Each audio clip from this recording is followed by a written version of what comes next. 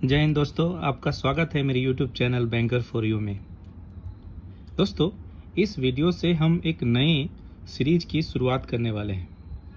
इस video series के क्या कंटेंट्स होंगे वो आपको अपनी स्क्रीन पे दिख रहा होगा। इस वीडियो में सबसे पहले हम जानेंगे कि फाइनेंशियल स्टेटमेंट्स क्या होता है। फिर हम फाइनेंशियल स्टेटमेंट्स की एनालिसिस करने सीखेंगे। हमें कौन कौन से फाइनेंशियल स्टेटमेंट्स की ज़रूरत पड़ती है। उसके बाद हम बैलेंस शीट्स के क्या क्या आइटम्स होते हैं उसके बारे में जानेंगे। फिर हम जानेंगे प्रॉफिट एंड लॉस के बारे में। फिर कंटेंजेंट लाइबिलिटीज़ क्या होती है, डायरेक्टर्स रिपोर्ट्स क्या होता है, ऑडिटर्स रिपोर्ट्स क्या होता है, इसका क्या रिलेवेंसी है, क्या इम्पोर्टेंस है, इसके बारे में जानेंगे। फिर हम रेशियो एनालिसिस कैसे किया जाता है, फंड फ्लो का एनालिसिस कैसे किया जाता है और कैश फ्लो स्टेटमेंट किस तरह से तैयार किया जाता है, इन सभी के बारे में एक एक करके जानेंगे। तो आज के इस वीडियो में हम सबसे पहले देखेंगे कि फाइनेंशियल स्टेटमेंट्स क्या होता है। देखिए, कोई भी बिजनेस ऑर्गेनाइजेशंस, चाहे वो एक सोल प्रोप्राइटरशिप कंसर्न हो या फिर पार्टनरशिप कंसर्न हो या एलएलपी हो या फिर जॉइंट हिंदू फैमिली हो या कोई कंपनी हो जो कि कंपनीज एक्ट के तहत रजिस्टर हुआ हो, इनको अपने सारे एसेट्स एंड लाइबिलिटीज का रिकॉर्ड जो है वो मेंटेन करना होता है। And they should also maintain proper records of all transaction receipts and payments, यानी उनको अपने सारे ट्रांजेक्शन्स के जितने भी उनके रिसीट्स हैं या पेमेंट्स हैं उनका भी रिकॉर्ड मेंटेन करना होता है। All these transactions are written up and the accounts are finalized at the end of a 12-month period which will be the concerned accounting year। ये जितने भी ट्रांजेक्शन्स है इनको नोट डाउन किया जाता है, इनका रिकॉर्ड मेंटेन किया जाता है और फिर ईयर के एंड में, यानी अकाउंटिंग ईयर जो कि एक फाइनेंशियल ईयर होता है, उसके बाद इस अकाउंट्स को फाइनलाइज किया जाता है।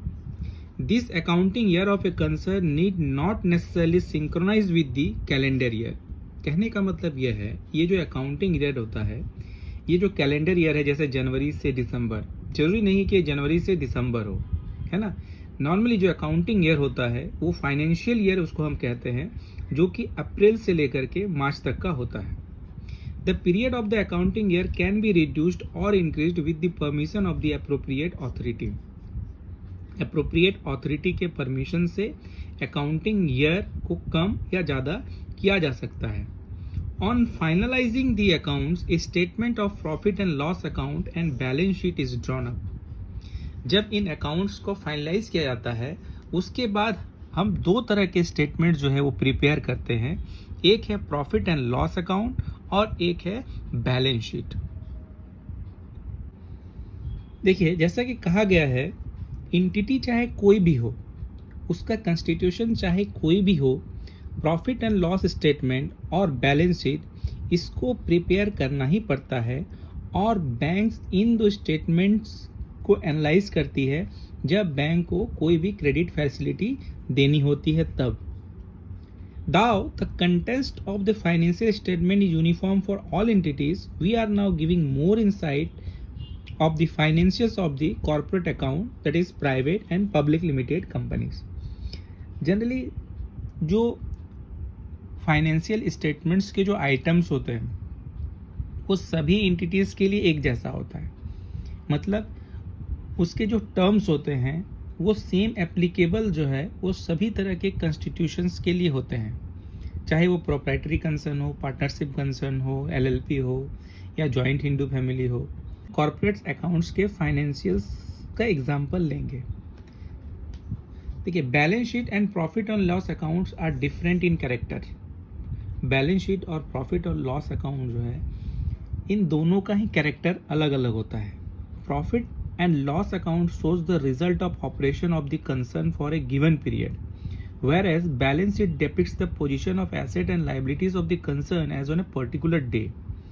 कहने का क्या मतलब है, देखिए, प्रॉफिट एंड लॉस अकाउंट में हमें क्या दिखता है। प्रॉफिट एंड लॉस अकाउंट में हमें एक दिए हुए पीरियड में उस कंसर्न का क्या ऑपरेशन रहा और उसके ऑपरेशंस का क्या रिजल्ट रहा, उसको कितनी उसको कैपिटल की ज़रूरत पड़ी, कितनी वर्किंग कैपिटल की ज़रूरत पड़ी, कितना उसका कॉस्ट रहा, कितना उसके एक्सपेंसेस रहे, ये सारे उस पीरियड के दौरान ही होते हैं, वो हमें प्रॉफिट एंड लॉस स्टेटमेंट में देखने को मिलता है।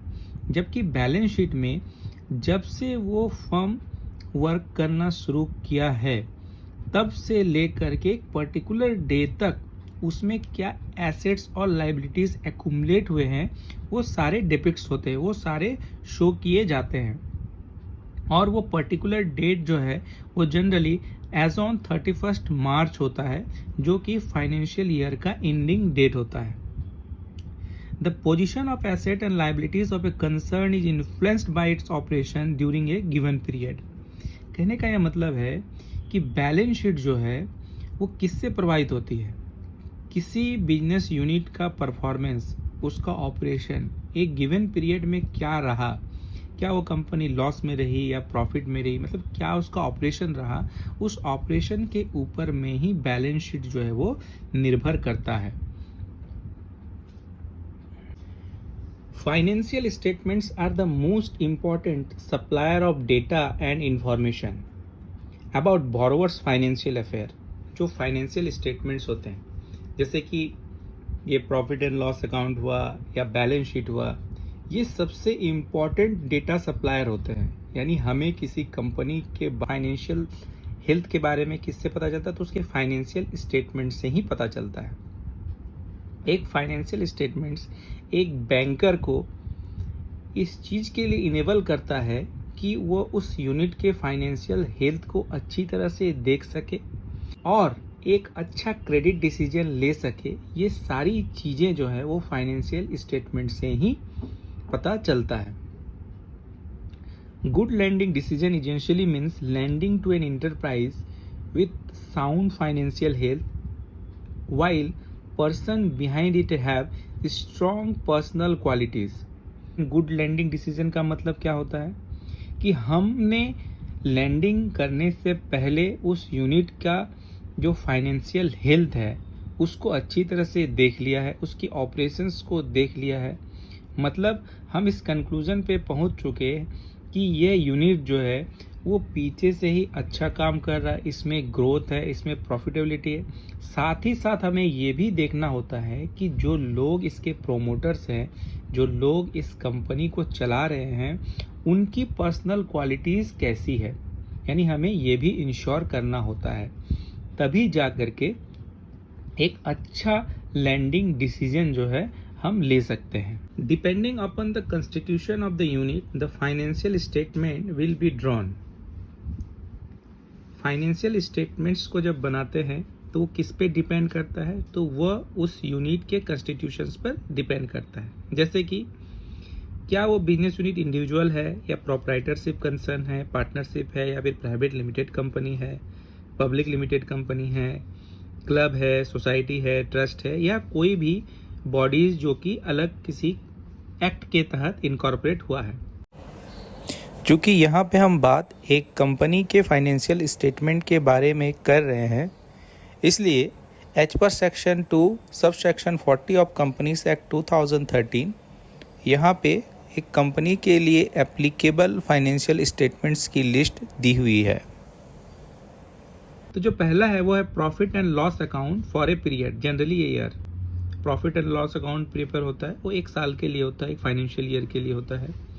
Balance sheet at the end of such period, cash flow statement, explanatory schedule or notes forming part of the above statement, या auditors report and directors report, statement of change in equity.